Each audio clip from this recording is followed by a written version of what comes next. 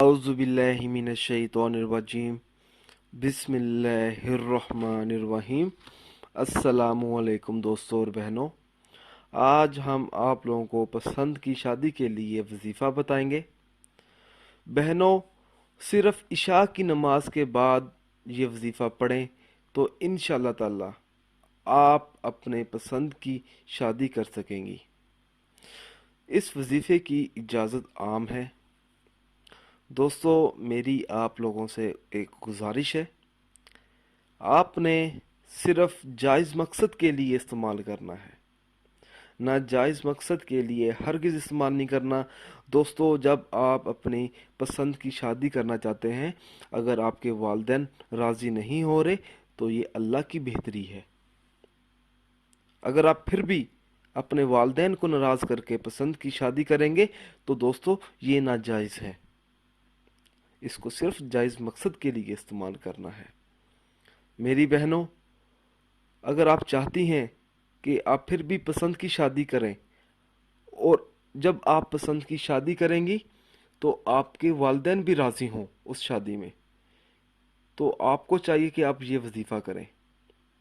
हर रोज़ नमाज इशा के बाद सोने से पहले 41 मरतबा सूरत इखलास पढ़ें और अल्लाह ताला से अपने मकसद की कामयाबी के लिए दुआ मांगे।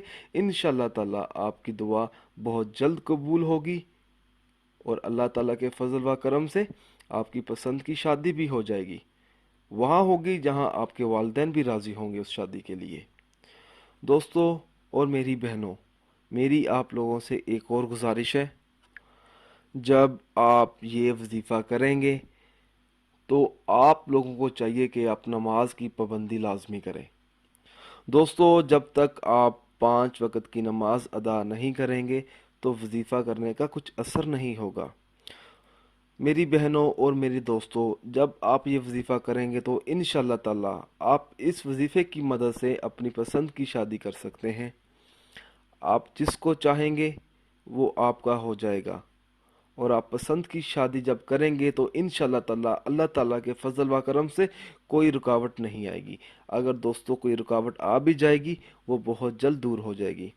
दोस्तों, कितनी भी बड़ी रुकावट क्यों ना हो, जितनी भी बड़ी परेशानी क्यों ना हो, रिश्ते को लेकर, शादी को लेकर, निकाह को लेकर, दोस्तों जब आप ये वजीफ़ा पढ़ेंगे तो इंशाअल्लाह ताला आपकी होने वाली या होने वाला हम सफ़र नेक होगा। और दोस्तों, जब आप ये वजीफ़ा पढ़ेंगे तो आपकी तमाम मुश्किलात भी आसान हो सकती हैं, जैसा कि रिज़्क़ की कमी, रिश्ते का मसला, घर के मसाइल, घर की लड़ाई।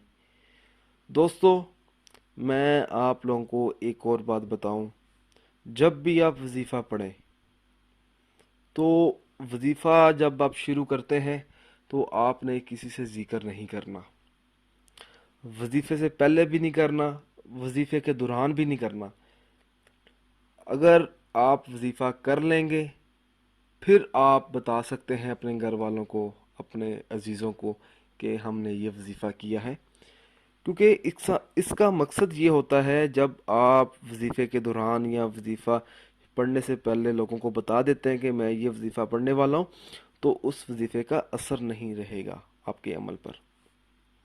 दोस्तों, जब आप वजीफ़ा करें, कोई भी अमल करें, हर अमल अल्लाह की रज़ा के लिए करें।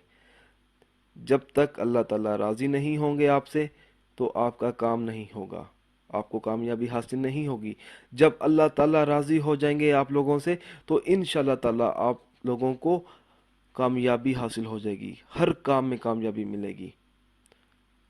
दोस्तों, इस वजीफ़े को करने से जब आप कामयाब हो जाएं, और अगर कामयाब नहीं होंगे, इसलिए नहीं होंगे क्योंकि आप 5 वक़्त की नमाज अदा नहीं करेंगे।